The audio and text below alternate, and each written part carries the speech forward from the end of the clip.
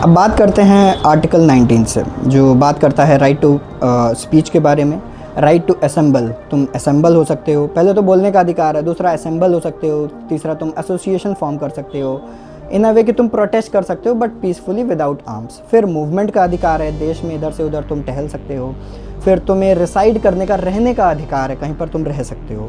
उसके बाद तुम्हें कोई भी प्रोफेशन फॉलो करने का भी अधिकार है कि तुम्हें डांसर बनना है डांसर बन जाओ, तुम्हें डॉक्टर बनना है डॉक्टर बन जाओ, कोई दिक्कत नहीं। फिर आर्टिकल 20 बताता है कि कोई चीज़ अगर पहले लीगल नहीं थी और वो चीज़ अब लीगल हुई है, तो 10-15 साल पहले की चीज़ अब तुम्हें मतलब चार्जेस लग रहे हैं, अब ये ऐसा नहीं चलेगा, ठीक है। दूसरा कि तुम्हारे ऊपर चार्ज पे चार्ज ऐसे नहीं लग सकते कि 8 साल की जेल है और 10 साल की जेल है तो 18 साल की जेल हो गई, 2 चार्जेस के अकॉर्डिंग।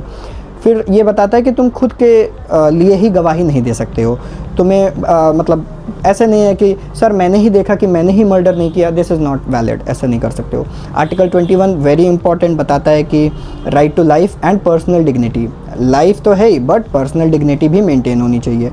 21A जो बहुत ही अभी मतलब जल्दी में लॉन्च हुआ है, ऐड हुआ है, लॉन्च क्या, वो ये बताता है कि राइट टू एजुकेशन भी है 6 to 14 ईयर्स ऑफ एज, ठीक है। आर्टिकल 22 वेरी इंपॉर्टेंट, वो ये बताता है कि तुम्हें एक रीज़न जानना चाहिए कि भाई तुम अरेस्ट करने आ रहे हो, मान लो पुलिस तुम्हें अरेस्ट करने आ रही है तो तुम्हें रीज़न बताना चाहिए उसे कि भाई क्या रीज़न है, ठीक है।